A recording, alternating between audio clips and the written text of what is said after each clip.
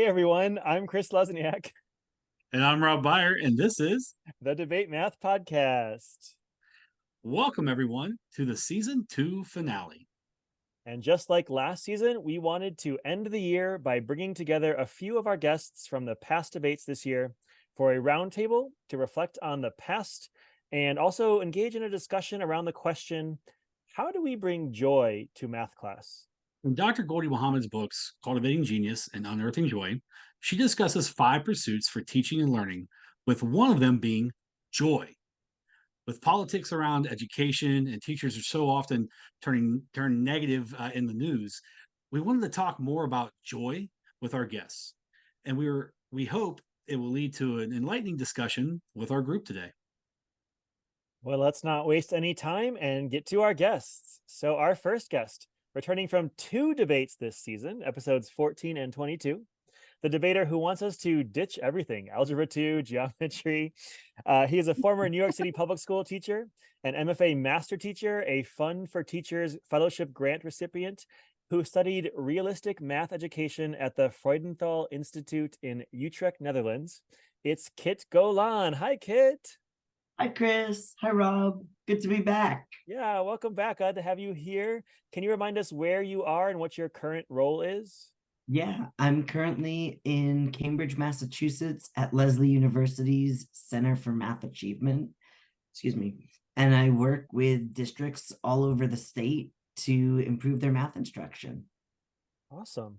And I want to throw back to your debates earlier this year. Again, you wanted us to ditch geometry, ditch algebra 2. I'm just curious, how has your thinking changed, or has it, since those debates? Ditch it all.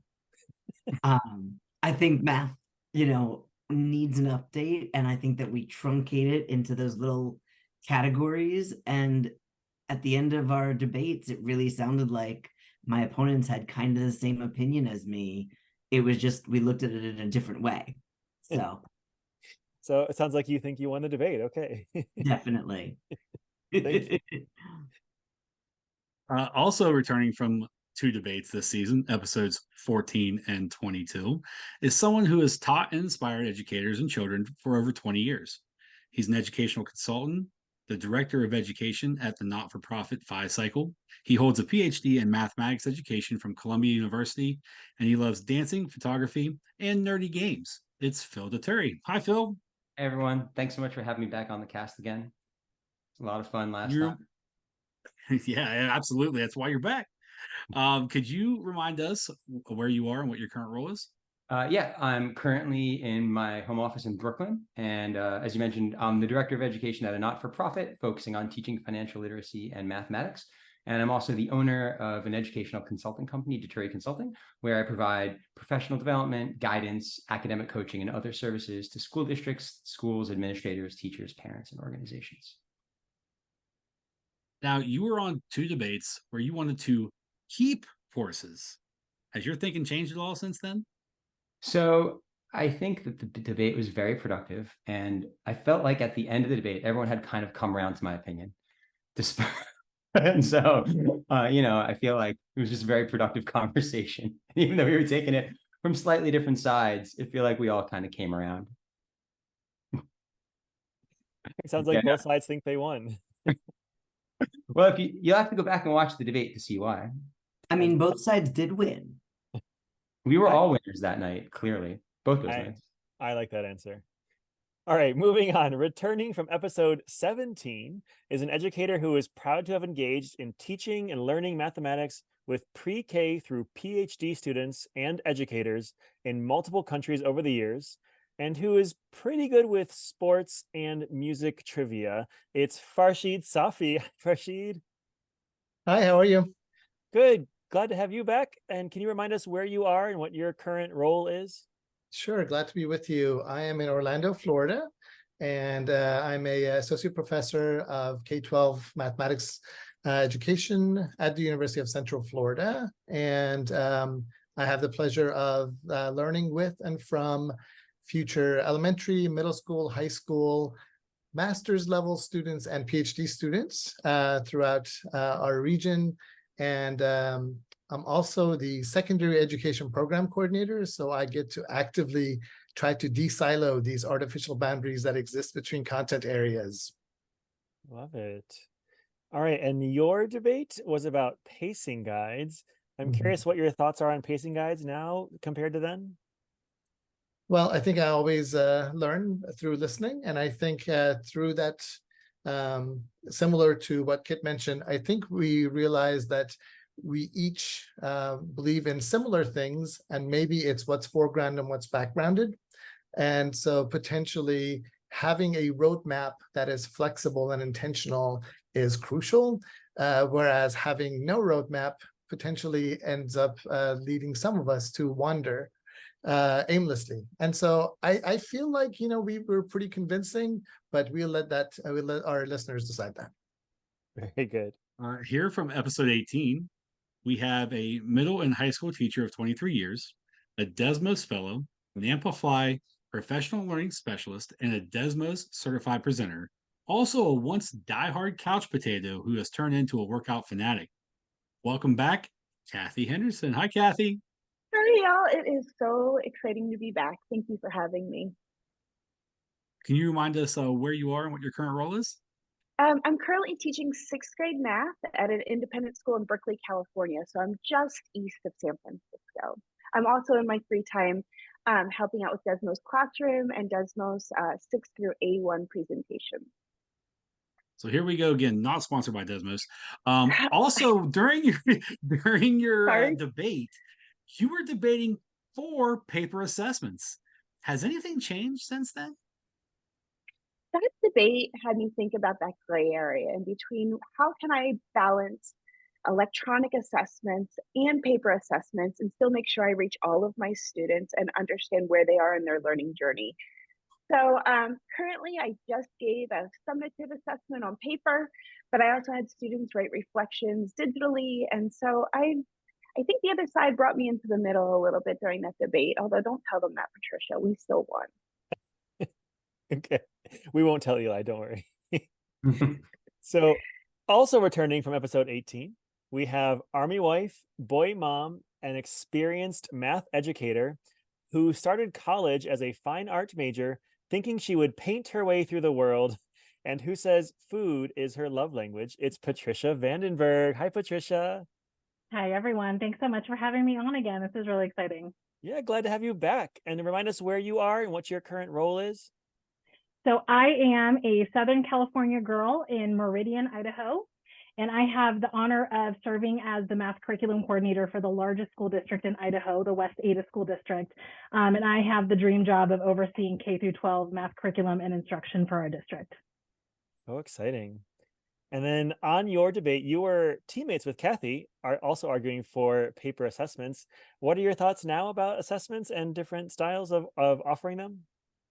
What I loved about our debate is I think that it really shared what was important about assessments. We really came to an agreement of like, what is the purpose of assessments and what are they trying to do? So when we think about whether it's paper or digital, if it serves that purpose, then it's definitely valid. There's definitely a ton of paper assessments out there that are crap. There's a lot of digital assessments out there that don't work well either. But really, when it meets the target of what the purpose of an assessment should be, I think we came to an agreement then that it's a valid assessment. But definitely, Kathy, I agree with you. Paper all the way. If I had to choose between one or the other, I'm still going with paper. And we definitely won that debate. Of course, of course. And last but not least, who is debuting in our episode 20 as an educator and edtech consultant, speaker, traveler, and founder of the new nonprofit Campo Creativo, it's Ed Campos. Hey, Ed. Hey, how's it going, everyone? Thank you for having me back. I'm really excited to see some familiar faces and get to know some new amazing people. Ed, can you remind us where you are and what your current role is? So I live in Central California, and I work for Kings County Office of Education for the most part out of Lemoore, California. I'm a consultant for them, wearing a lot of hats: math, ed tech, computer science, hip hop. So it's a lot of things I love. I figure it's like, I'm also a self-proclaimed charcuterandero. It's a word I made up. I'm a charcuterie fanatic who likes to heal through meats, cheeses, fruits, and snackable food trays. And so I like to my life is just a charcuterie of all the things I love, a little bit of math, a little bit of tech, a little bit of hip hop, a lot of amazing people. So.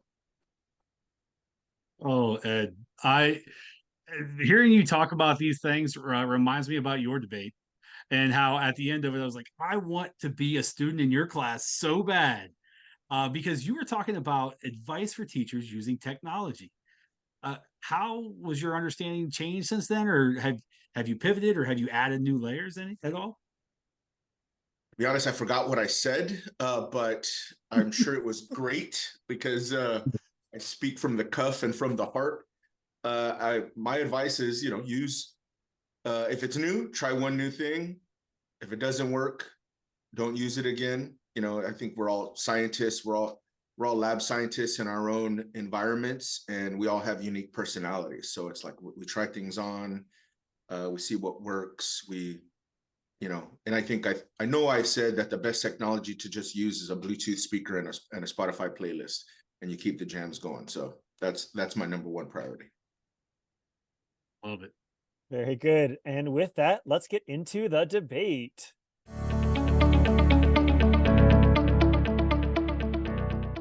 Prior to tonight's recording, we asked all of you to ponder the question, how do we bring joy into math class?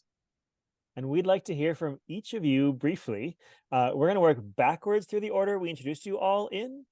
So we're going to start with Ed Campos Jr. Ed, the floor is yours. I'm going to say more listening, first of all, but when I'm talking about listening, I want more administrator listening to math teachers, because I feel like I would still be in the classroom if I felt listened to.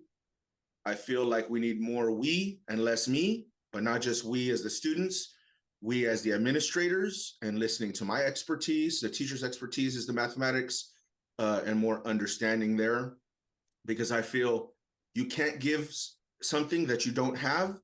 And it starts with teacher joy first. If you don't love coming to your job, knowing that you love math and getting to do it, and knowing that people understand what you do, we're never going to be able to have that rub off on students. And I think that also comes with being authentically yourself and bringing, like, the most joy I started having is when I started having conversations about rap music with kids and talking about NWA, and my students gave me the nickname Straight Outta Campos.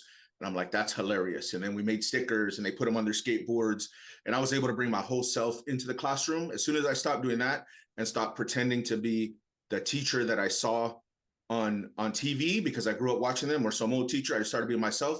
That's when I felt like my students felt like, okay, I could be like Mr. Campos is being himself. I think I'm allowed to be myself too. And I thought that's where the joy starts, being authentic. Thanks, Ed. Next, we will hear from Patricia. So I have this favorite quote that I have pinned in my office on my wall from Antoine de Saint-Exupéry. He's the French author of The Little Prince, and it reads, "If you want to build a ship, don't drum up people together to collect wood, and don't assign them tasks and work, but rather teach them to long for the endless immensity of the sea." And that is what I immediately thought of when you posed this question to us about how do we bring joy into math class. And so math class can turn very quickly into assigning tasks and doing work. And all of a sudden, in the middle of this struggle, we've lost sight of what we're doing and why we even care. And so when I think about how we bring joy to math class, it's about creating that longing to solve a problem with mathematics.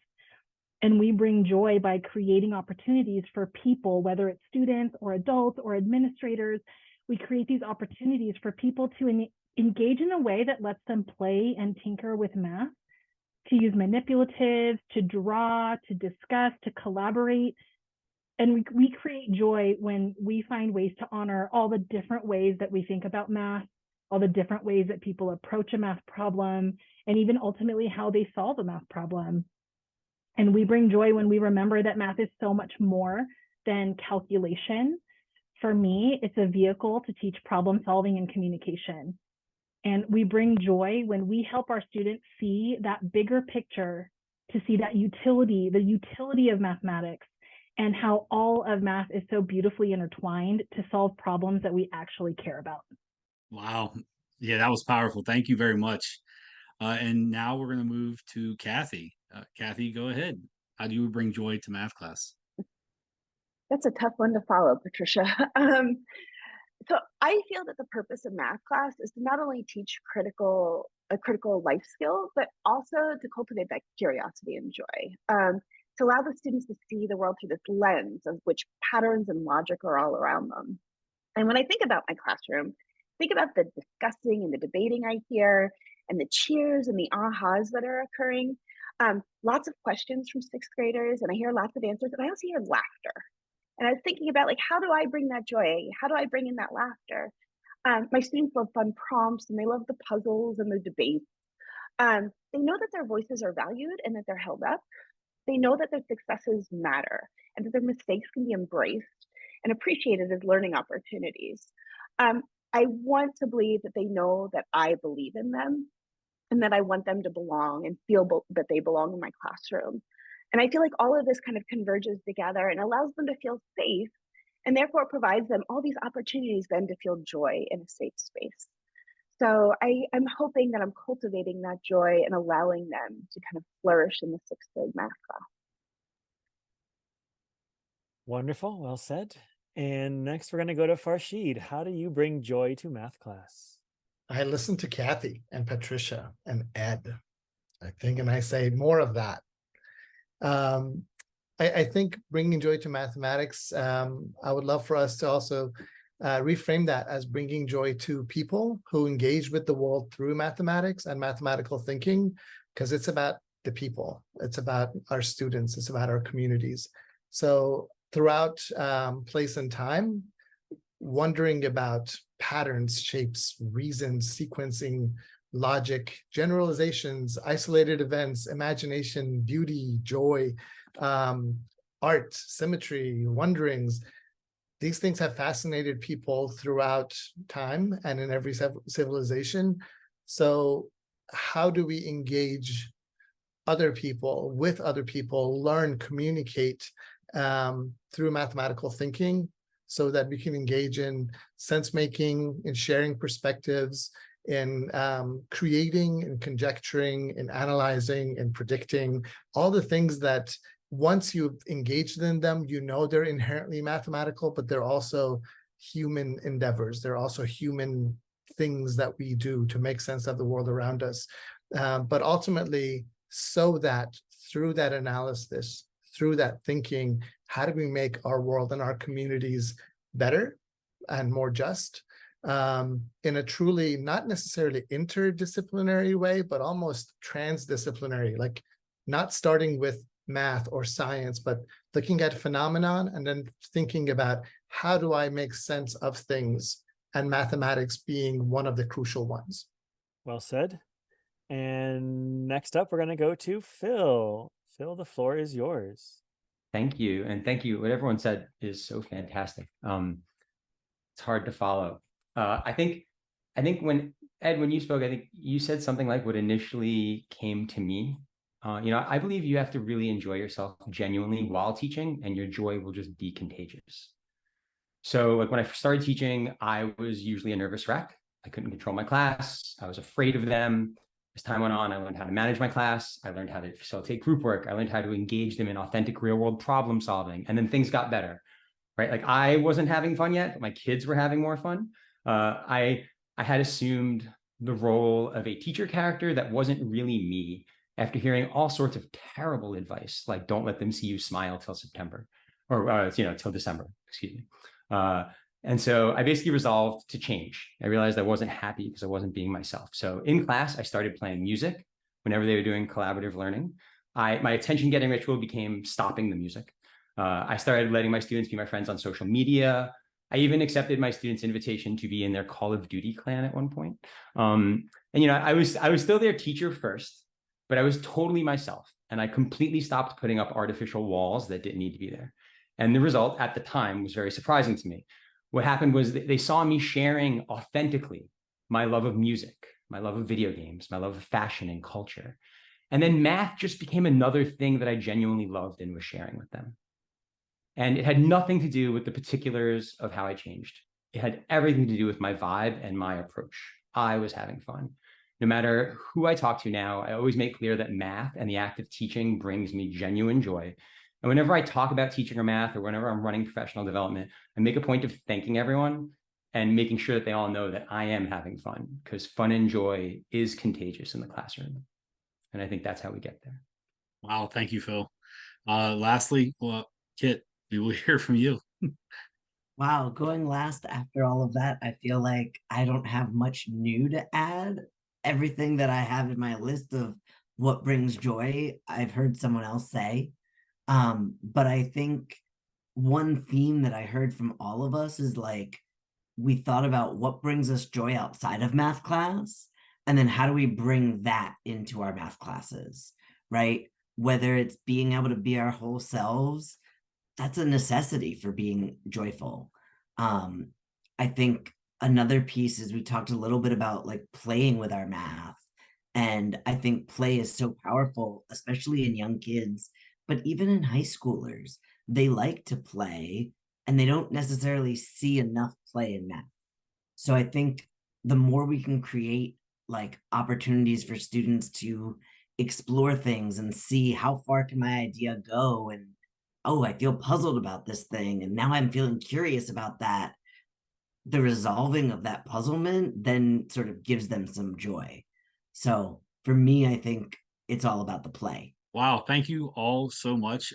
You've given us, wow, so much to think about, and I get all the warm and fuzzies right now, because like I'm like, yes, Kathy starts talking, I'm like, yes, and Patricia's talking, and yes, and Ed and hip hop, and I love it all, and Farshid and Phil and Kit, like, oh my gosh, I'm overwhelmed right now. But I want to kind of tap into something that Kit was just talking about, and that is, why is joy so important in math class for students? A lot of us talk to, more about finding it first within ourselves and being authentically us, which is all wonderful. But from a student perspective, we're sitting in the seats of students.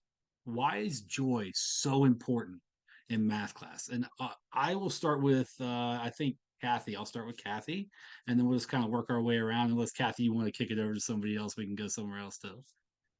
Know about others, but I can speak from a personal perspective that I learn better when I feel joy and I feel comfort. And I find that, especially being a middle school teacher, my middle school students come into sixth grade with all these preconceived notions of what they should be in math, how they are in math, and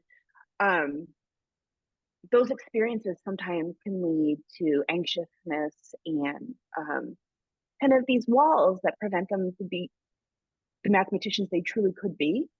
And I feel like by helping them find joy in learning and the joy and fun in math class, it enables them to truly find the ability that they have within them. I don't know if I just answered that properly, but I think that part of the joy is if they can find joy, they can learn. So. Well, and it's interesting you brought up the middle school perspective. Phil, I'm going to come to you with the same question from a high school student perspective. Finding joy in math class. My initial reaction was like, why would we remove it from math class? Math is joyful. I have to like go through great efforts and put you in rows and yell at you when you don't do the right thing to make you not like it, basically, right? Although I completely like, Kathy, it's sometime in elementary school. I forgot where I read the research. It's Mark Saul told me it, that going into elementary school, if you ask kids what's your favorite subject, math is the modal response. And leaving elementary school, if you ask kids what's your least favorite subject, math is the modal response. So, I definitely am used to my students coming to math class with massive amounts of anxiety, lots of fixed mindsets, feeling like they have like almost like they have like post-traumatic stress disorder from math class. And I always like to think about the fact that like when you're experiencing joy or gratitude, you cannot experience anxiety. And so I try to make my students experience and share the joy that made me want to teach math and become a math major. And then at the same time, I always try to cultivate gratitude, which is like not exactly what you were asking, but I feel like those two things ameliorate the anxieties that they come to us with. And not every subject has that problem, right? Like that's not the case for everyone. My English teacher friends aren't always talking about how like the kids are like so afraid of English class and they don't walk in going like, I hate speaking English, right? I hate communicating with people is not like something that kids usually say, but that is the challenge we face in math. So I think it's certainly like about anxiety, and then also just like, why not? Like we definitely all enjoy it on some level. If we don't, we probably shouldn't be teaching math, right? And yeah, I feel like for the students in high school, I feel like it's almost more important because it's the last chance we have to have them associate math with something joyful if they haven't already come to us like that. And so I think it's just as important as it is in middle school for all the same reasons. And the final person for this question, I'm gonna spin the wheel. Rashid, you get to answer the question: why is joy so important in math class for students? Joy is sort of nourishment for our soul.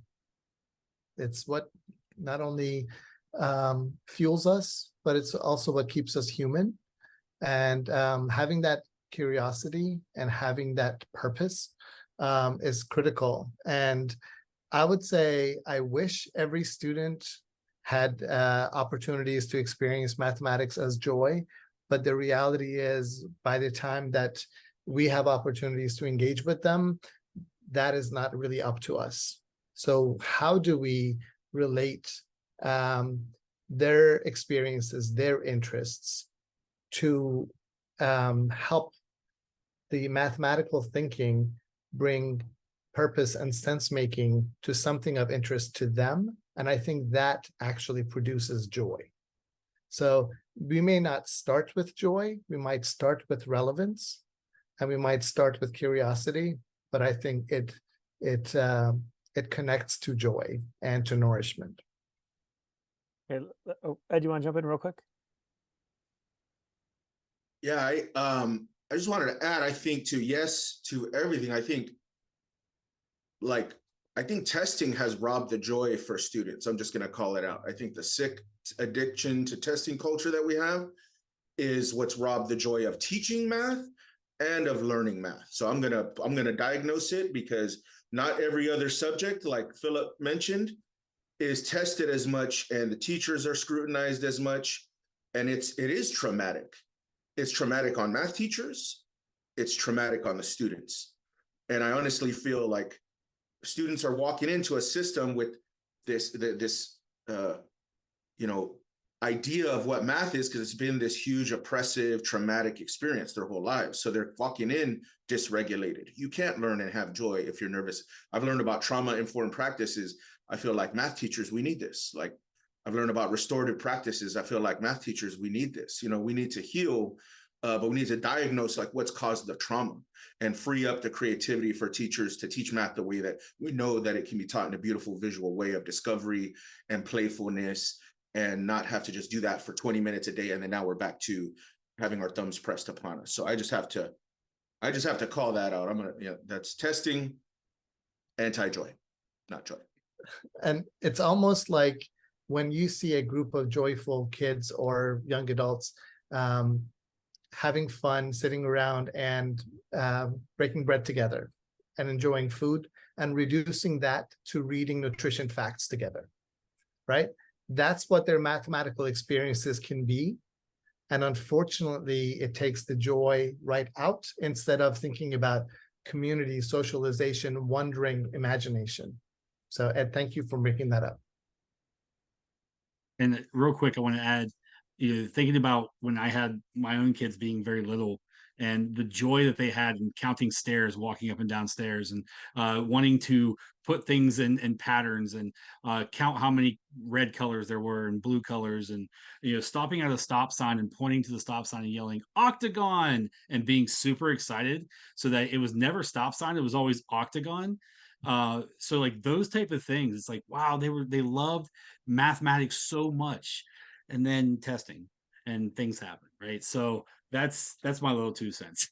Yeah, I'm going to jump in here. I'm going to change the question just slightly, but I'm going to go to Kit first and then Patricia here because you haven't had a chance to join in. So along the same lines, though, I want to hand you a magic wand, and I want to know, how will you bring more joy to math class? Like, Ed, getting rid of testing is along that lines, right?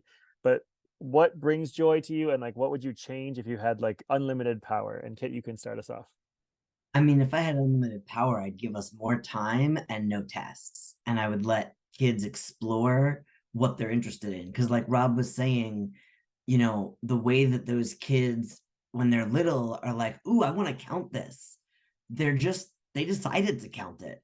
I watched a 5-year-old in a kindergarten class many years ago who was figuring out that, like, the thing still was 8, whether they were all lined up this way or they were lined up this way.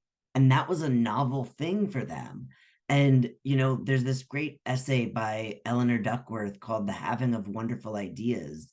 And she really talks about giving kids that opportunity to explore and to ask their own questions and to, like, follow those questions. And to do that, you really need more time and less constraints.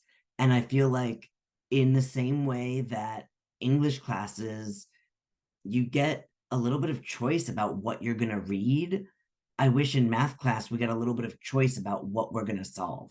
And Patricia, do you want to add in, or if you had magic powers? Oh man, that's too much power, first of all.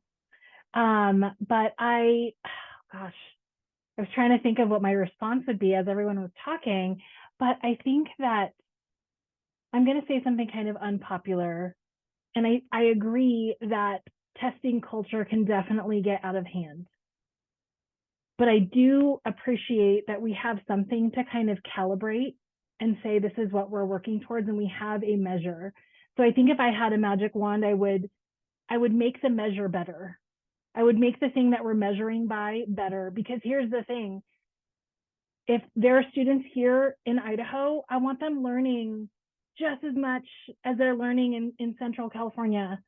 Like, I don't want people learning different things and then that inequity kind of spreads, right? Like, I want that equity, and like, all of our students are learning really rich mathematics. So I agree, Kit, like, we need more time. Maybe we need to teach less really well. And then just to have a better measure so that culture is not about looking at those test scores and being really oppressive and judging our teachers and our students based on that test score, but just saying, like, here's the measure of where you are in your learning, and we want more for you. We want better for you. I'm going to adjust my instruction because I want you to learn more and I want you to have the best experience. So those are the things that I would want that I would want to change. Like, I wouldn't want to take away the testing culture, which I know is a very unpopular opinion, but I want us to be able to measure how well are our students learning, how much are they learning, and do we need to do more for them? I would change that. And then, yeah, maybe just do a little less, because if we could do a little less, like, I think about, I get to oversee K through 12 mathematics, and I see what our elementary teachers are doing. And I look at the priority standards that we've selected for them to focus on. And it's a really, like, crisp, clean amount of math that they're trying to teach these kids over the course of a year. And it makes complete sense to me that elementary students are saying math is their favorite subject because they have time to unpack. How do I count to 10? I get to count to 10 in like 63 different ways in this class. And then we get to secondary, and the number of standards that we need to cover, the amount of information that we need to get through, we aren't engaging with our students as we would in our elementary classes. Now we're just trying to pour pitchers of water of information into their brains, and they can't hold it all. And so if we could do a little less so that we could take the time to make it more meaningful, that's what I would love to see. I love all that. We've had some episodes where guests have talked about alternative assessments and ways to make assessments better. So listeners can go back and listen to those. I'm going to open the floor. Anyone else want to take the magic wand and do some things here? Let me go to Phil and then Ed. I would like to yes and what Patricia said, because I love everything you said, Patricia, but I think if we have a magic wand, we can do better than testing, right? So, like, what if we replace testing with observations? What if we replace testing with students do a multi-month project and send it into the state? right? Like now, I'm sure that I would rip that project apart and I would rip apart the assessment of that project and describe it as trash the year it was introduced. But if we have a magic wand, right? Like there's definitely problems with assessment, but because everyone knows that bad data is worse than no data. And I'm afraid that our current tests are essentially bad data for a lot of students. And certainly for teachers when we start evaluating teachers. I have some laughable stories about the New York grading system for teachers. But I definitely want to agree with and fully endorse the idea of like, I do want standards. I just want to really question, even without a magic wand, if state tests have to be the way we get there. Nice. Okay, and going to Ed? So if I had a magic wand, I would just call for a total rebranding of math. And I would not even call it math, because math doesn't sound like a fun name that I want to go to, like, I'll be honest. And it's way cooler than what it is, you know, and it's not leaping off not with AI that we live in the world that these kids are going to be growing up. But it would all be project-based, because life is project-based. And I feel like it would, instead of the name, I don't know what it is, like patterns, problem solving, and performing, because it's about recognizing beautiful patterns, solving problems, and those problems are going to change given that these kids are growing up with AI. And it's always about performing and learning to speak publicly. If I can get my math students to do that, they can solve the problems that they're going to be having in the future when they are our age. And I feel like that's our job. I also feel like my magic wand would include, like I said, restorative practices, so everyone knows, and trauma-informed practices, so everybody knows how to heal. And from the reason why we needed this rebranding, and that everyone has culturally responsive practices weaved in to tap into to assets of every one of the students and dig into the math, that everyone's culture and the ancestors and the wisdom, ancestral wisdom that you bring with you to the table. Patricia, do you want to share a few more of your last minute ideas you're coming up with here? Yeah, so I was like, you know what? If we have a magic wand, add on to what Philip and Ed said, you know, like maybe some smaller class sizes would be awesome.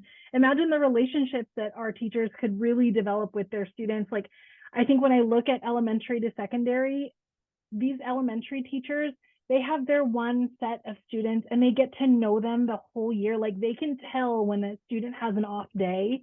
And then you get into the secondary space and they're pushing 150, 160, 170 students on their roster. And like, it's hard to keep track of that. So I would love for our teachers to have smaller class sizes, and, you know, we could probably pay them more. Well, and I think that what you just said, Patricia, about smaller class sizes connects back to Phil's idea of shifting the testing paradigm to observations. It's a lot easier to remember my observations if I've got 30 kids total versus I have 170 kids. Did I even speak to every kid today? Maybe not. All right. Well, with my magic wand, I think I would want every student to just zap into the matrix and see that math is literally all around you and everything is made from math. So then that way they can stop asking, when am I ever going to need to know this? Because it's literally all around you. And I just want them to see, like, you know, all the green screen with all the numbers and everything. That's my magic wand. All right. So my final question for this episode is, if we are talking with parents, guardians, and families, or speaking with teachers who want to share with parents, guardians, and families, how can parents, guardians, families cultivate joy in math with their own children at home? Think elementary, think middle school, and maybe even some high school examples if we have them. And Ed, if you don't mind, I can come to you first. What do you think? I mean, people are gonna hate me, but I'm gonna bring up my friend John Stevens, Table Talk Math. So, like, I know I just took like everybody's answer right there, but John's been doing this work. Like John Stevens, Patricia's got the book. Table Talk Math. John has been doing this. He's got the book. He's got placemats for you to bring these conversations home. You know, I think there's a couple other websites. Yummy Math is a cool one. I like that, has some relevant topical ways to engage in those resources. And just like, I think one thing too, as us, is we should plant the seed of like all the math that parents are doing, right? Like count the fractions and with the recipe. I know, like, this is not a fraction, but that's a unit of measure from my grandma's hands. this, I don't know how much it is. It's just that much right there. I realized there was a keynote for CMC Central one time, and they were talking about all this math. I realized there's hell of linear algebra in working in the fields. The incentives that you get paid for by boxes, by the number of grape boxes that you pick. My parents picked grapes in the fields, and like to talk about that linear algebra, those equations that you can calculate how much your incentive is, you're added onto your paycheck with those incentives for how many boxes you load. Like, that's pretty amazing, right? It's, like you said, Rob, it's all around us, but we have to shine the light for our folks to help them realize, yeah, we're all mathematicians, right? We all use this on a daily basis. Kathy? So I used to teach at a school that had a family math night where we brought families in with students, and we just shared the joy of math. We gave them options of different hands-on activities, different puzzles, and just seeing multi-generational families sitting around a table and just talking math, and we'd have our administrators come in. It allowed the parents to see what we were doing in the classroom and then take it home with them. Also, I always remind my students, adults, to please not tell their students that they were bad at math, because that shuts down the joy immediately. I ask the adults in my students' lives to share a way at home maybe that they find interesting in using math in their daily lives, whether it's through cooking, Ed. A lot of my students love the cooking, or if they're at a restaurant and finding tips, silly little things like that are math in everyday life, and they can find joy in it somewhere out and about in the world. So, and it's not, Patricia just dropped in the chat, and I appreciate this, that math gene does not exist. It's not hereditary. It's not generationally passed down. It's everyone can do math. They're all math people. And I really, really hope to convey that to my families, and the students will hear that. Mm-hmm. Farshid? It's, I mean, just like my wonderful colleagues are mentioning, it's so reductive to think about the mathematics that our parents, guardians, and caretakers potentially see mathematics as being. If mathematics is viewed as being calculation, if it's performing some kind of a calculation that leaves a singular answer, that is less than 5% of what mathematics actually is. And it'll become even less and less with artificial intelligence, with other advances in technology, as it should. But it's almost like reducing storytelling and watching stories and traditions and reducing it to letters without connections between them and contexts.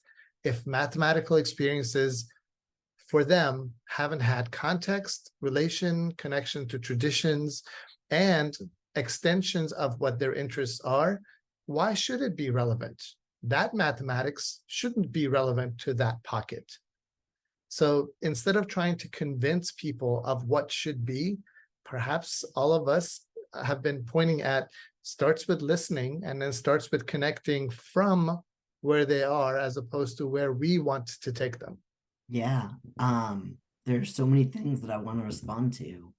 I think some of the things that people have been talking about remind me of A Mathematician's Lament, where he makes an analogy between like painting and music, and imagine basically if music was mandatory K through 12, but all they got to do for those 12 years was write notes on the staff, and they had to learn all of their quarter notes and their half notes, right?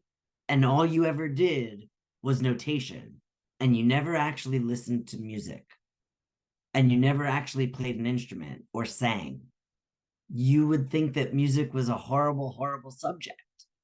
That's what we've done to math, right? We've taken all of the beauty of what student ideas are about, and we've narrowed it down to just, oh, here's some notation. I had some students today, actually, in the school I was working with, who were solving equations in their heads, but because, right? And like, it was 1-step, 2-step equations. They weren't the most complicated, but we were like, oh no, you must solve it this way. You must show your steps this way. And that pulled the joy out from them of like, wait, I figured it out. I got the answer. well, yeah, but no. I think we really need to change what it means to be good at math, not just for our students, but going back to your bigger question, Rob, for the parents as well, right? When the parents are emphasizing, oh, yeah, it's about the answers and getting it right. Well, there's more ways to be good at math. Maybe you're good at visualizing or noticing patterns or asking questions or posing interesting questions, right? Or making really astute connections between things. There are lots of different ways to be good at math, but because of testing culture, right, we narrow in on just, can you get the right answer? And can you show it the right way? Sorry. I definitely echo everything everyone has said so far. Really incredible, like really feeling all the things they're saying. And it's like we're having a love fest in the chat.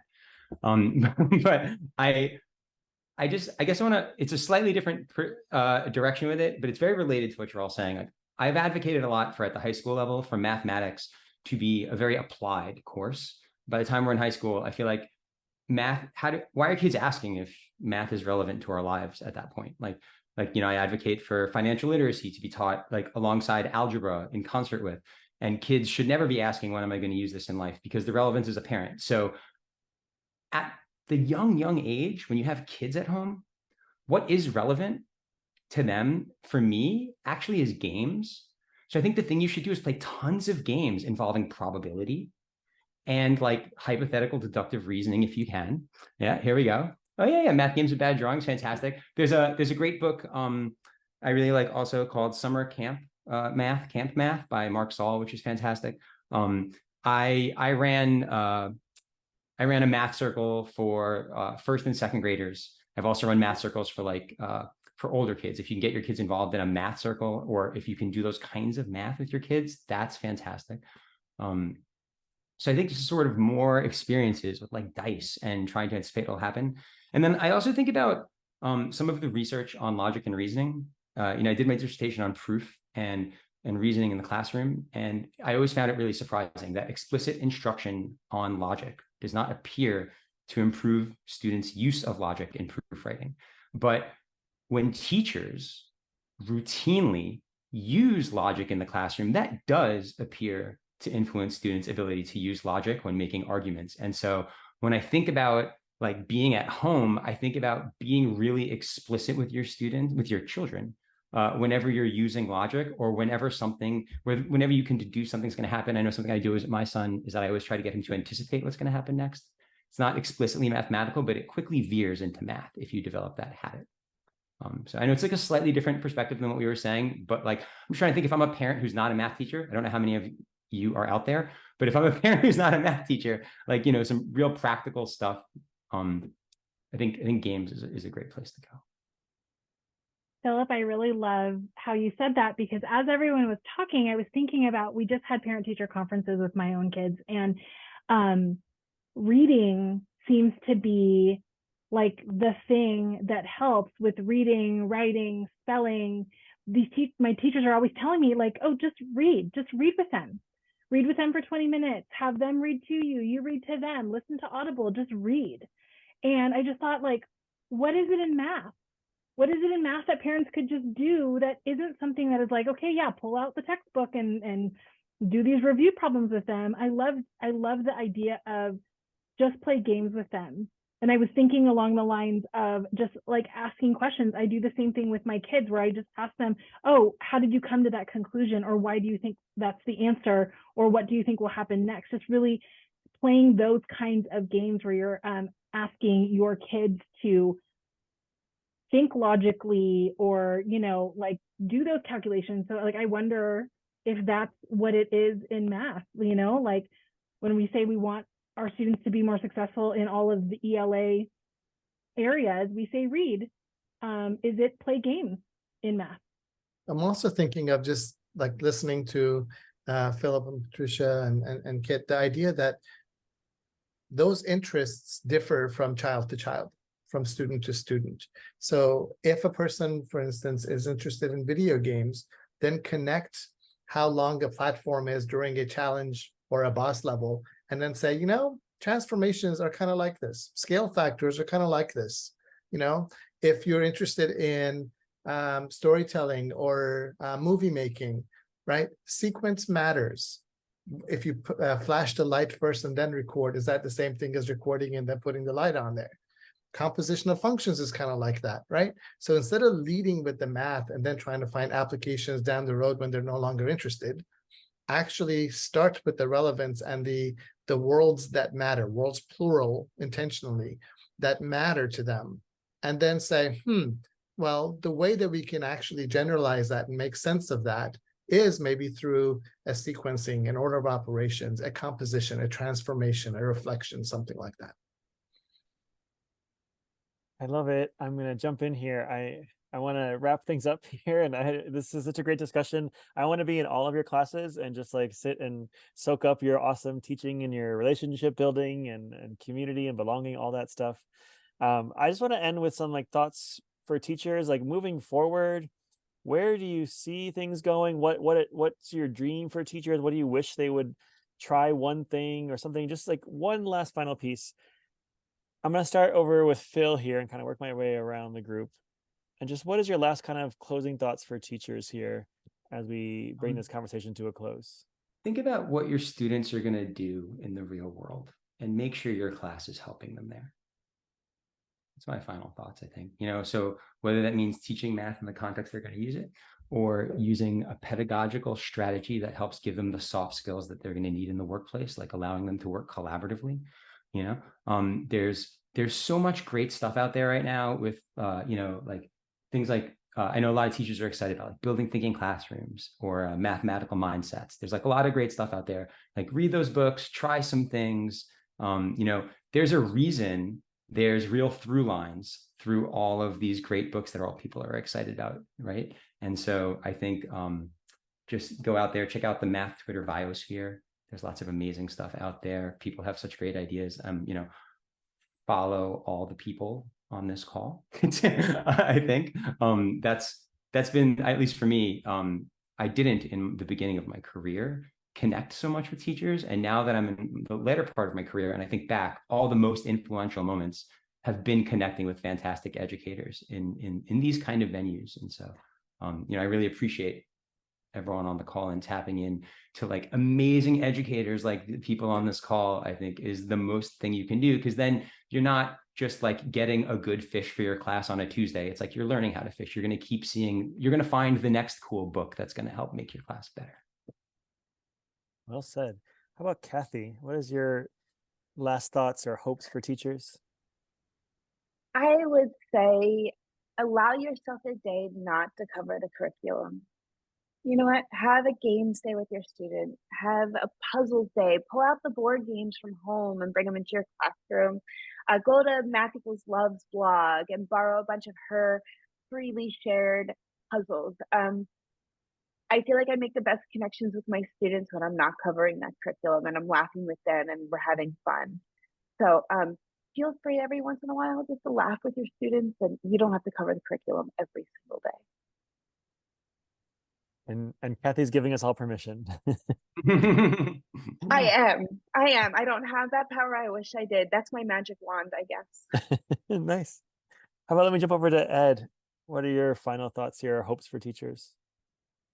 Yeah, I'm gonna take that baton from Kathy in this relay right here and say, yes, I don't know the most joyful problem I ever found in the textbook or the curriculum. So like seek outside of that for just a good problem, to the juicy problem, a good visual problem. U Cubed has some good ones. The Math Equals Love.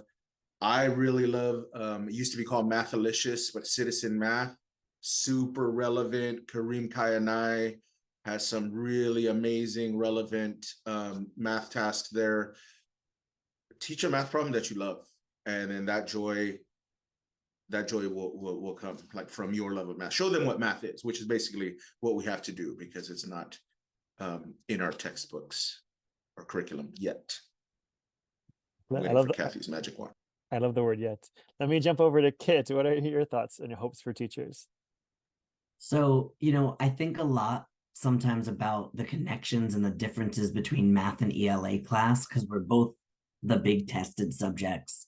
But in ELA, when teachers ask their students to read a book, They ask their students to make connections to themselves, to other texts, and to the world as they read. I would say we could do the exact same in math, right? So as you're solving a problem, how does this connect to other problems? How does this connect to yourself? How does this connect to the world? And the more that we cultivate that thinking in ourselves as teachers, the more we can cultivate that in our students. And they'll be like, oh yeah, we do this in ELA class, we do it in math class. Same thing. So I think that's another way to help students see the relevance and the connections in math. Jumping over to Patricia for some final thoughts here. So I want to first acknowledge that teachers have a really hard job. It is, they are working so hard, and it is a very challenging profession. And oftentimes they don't feel supported, they're underpaid, they have large class sizes. And so I first want to acknowledge that like it is a really challenging job, and we are so grateful that you're sticking with it and that you're in the classroom working with our students. And so I want to say that first. But the second thing I want to say, really what I would want teachers to hear, is that you need to believe in your students. You really need to believe in them. They can do hard things, and you're going to help them get there. And I think when you frame your mind to understand that every single kid in that classroom is somebody's baby, is somebody's like best work. I think about when my kids are in school, like my kids are the most important thing to me. Like they are my pride and joy. That is someone's baby. And believing in every single one of your students is so important. Helping students build up their own self-efficacy in math is just so powerful. So just believe in them. Sometimes you might have to fake it till you make it, but your kids should know that they can do hard things, that they're capable. And so just remember to really believe in your students. And Ed's gonna mic drop over there. But let me jump over to Farshid for one last final thought here. I'm good with Ed's mic drop of Patricia. She's just phenomenal, and that message and that passion is spot on. I guess the tangible thing that would be to not allow content and context to be separated, not by curriculum, not by content area, not by people, and not by efforts to make math or ELA necessarily the king of all subjects. It's about human endeavors. It's about our world and whichever ways we can communicate and analyze. If communication to us means language arts, phenomenal, but that's not uniquely linguistic. If analysis means mathematics, yes, but it's not uniquely mathematical. So whatever it takes for us to not allow content and context to be separated, for me, that happens through mathematical modeling. But that's just where I leave. Wonderful. Thank you all. Oh, Ed, one last thought? Well, I just wanted to say this mic I actually bought in my math class so that my students could drop it when they dropped some knowledge. And like, that was some joy right there. I was like, if you could convince me and explain your reasoning, you can go to lunch like 5 minutes early. And they were like, what? And I was like, this is the best 20 bucks I ever spent. Because if you drop this thing, it feels amazing. Like for 20 bucks, a couple dents in the linoleum in the school campus were worth it. So. Love that. And on that mic drop, we will end our discussion here.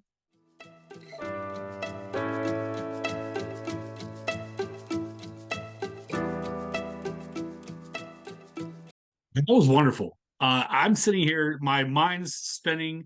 I can't wait to like re-listen to this episode 15 times over. Thank you all to our guests for such deep thoughts. You've given us so much to be thinking about as we are ending our second season here on the Debate Math Podcast. And listening to all of you has filled me with joy. I hope our listeners feel the same way. And please go to our Twitter at Debate Math Pod to continue the discussion, share how you bring joy to students, share your reactions to this. We love to hear it. And as we wrap up, Kit, where can listeners find you? On all of the social media as Mr. Kit Math. And Phil? On Twitter or X or LinkedIn, I'm at Phil Vituri, just my name, PhilDituri.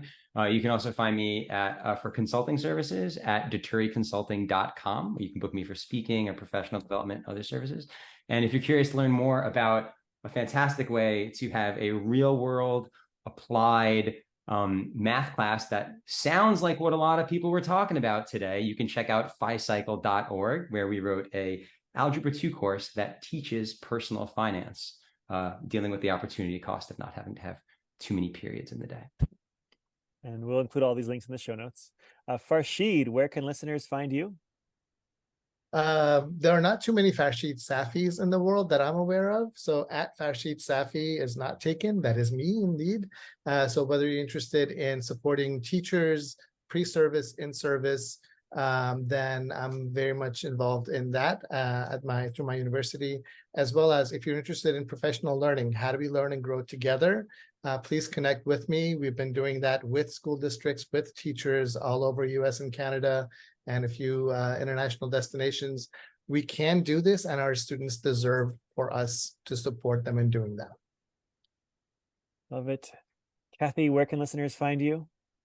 I'm on all the socials with Kathy Hen, KathyHen. Patricia, where can listeners find you?